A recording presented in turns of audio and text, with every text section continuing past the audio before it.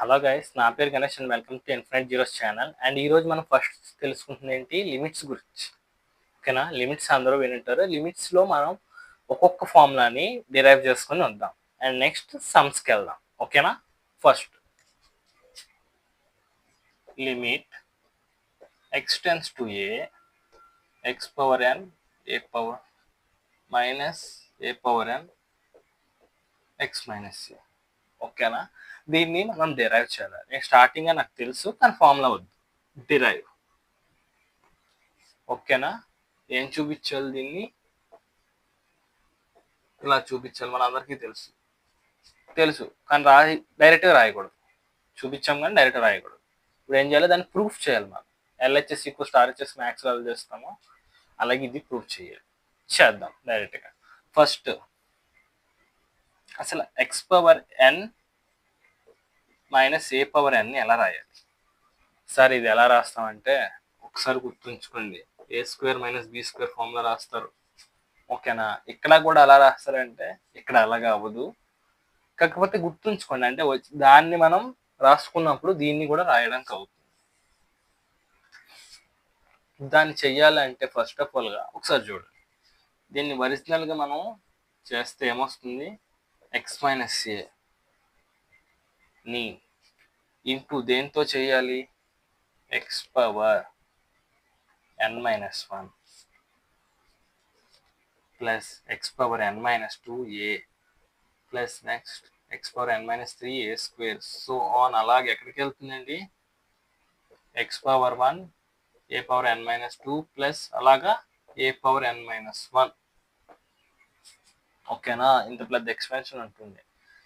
ఎందుకు మనకి X? Sir మీరు ఎలా రాసేస్తారు ఎక్స్ మైనస్ ఏ అని అంటే, అన్న ఒకటి ఏ minus a power N B power ఎన్ ఏదైనా అవుని, దానికి ఫస్ట్ మనం కామన్ తీసుకోవచ్చు ఏ మైనస్ బి. ఎందుకంటే మీరు ఎనీ కేసు చూడండి,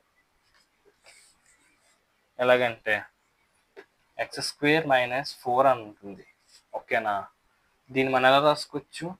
ఎక్స్ ప్లస్ 2 ఎక్స్ మైనస్ 2. అంతేనా? మనం ప్రొడక్ట్ చేస్తున్నాం. Same a cube minus b cube, sorry a కదా, a cube minus b cube. దీన్ని ఎలా రాసుకోవచ్చు? A minus b a square plus b square plus AB.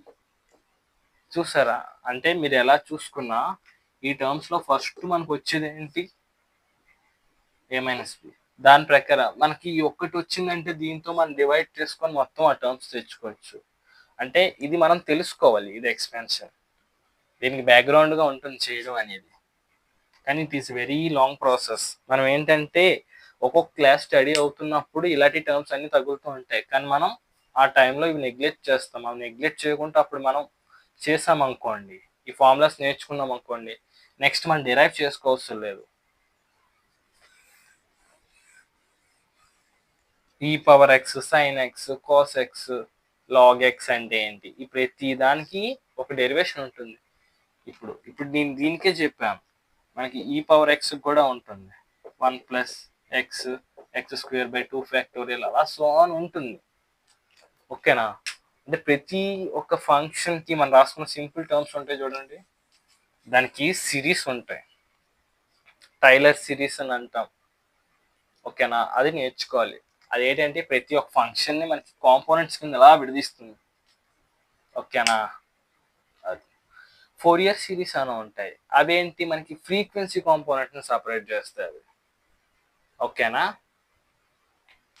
ఇప్పుడు మనకి ఇక్కడ వరకు తెలిసింది. నెక్స్ట్ ఏం చేస్తాం సార్ అంటే, ఆబ్వియస్గా లిమిట్లో మనం పెట్టుకుంటాం. Limit x tends to x power N minus a power n x minus a చేస్తాం. అప్పుడు ఏమవుతుంది అన్న, మనకి ఈ టర్మ్ అనేది ఏమొస్తుంది? ఈ టర్మ్ అండ్ ఈ టర్మ్, ఇందులో ఉన్న టర్మ్ క్యాన్సిల్ అవుతుంది, అంతే కదా? ఈ 2 టర్మ్స్ పోతూ ఉంటాయి. అందుకే ఇప్పుడు నేను దీన్ని ఏమని రాసుకోవచ్చు? ఒక స్టెప్ ఎక్స్ట్రా చేద్దాం, ప్రాబ్లం ఏం లేదు మనకి. ఓకేనా?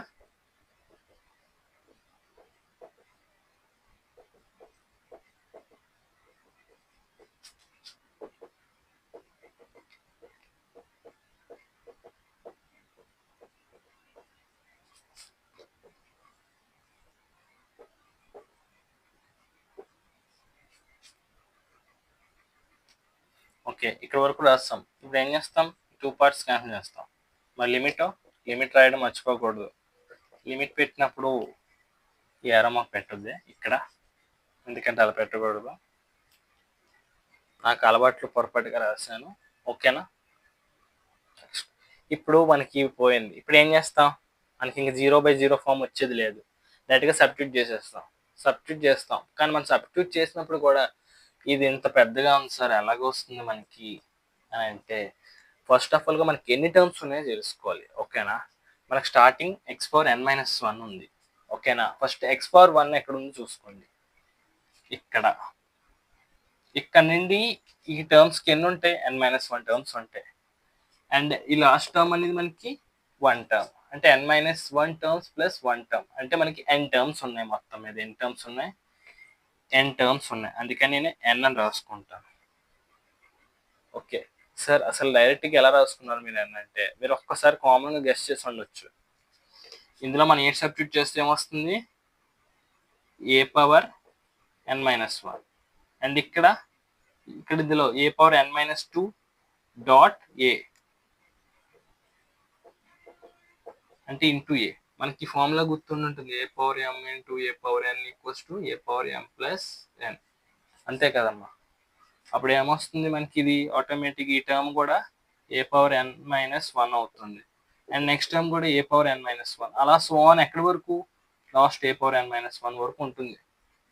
అప్పుడు దాన్ని బట్టి మీకు అర్థమవుతుంది ఏంటి, ఈ టర్మ్స్ అన్ని n ఇంటూ a⁻n-1 అని అర్థం. ఓకేనా, అంటే n టైమ్స్ రిపీట్ అవుతుంది కదా a⁻n-1ని. అప్పుడు మనం ఏం రాస్తాం, దాన్నే n ఇంటూ a⁻n-1 అని రాస్తాం. ఓకేనా.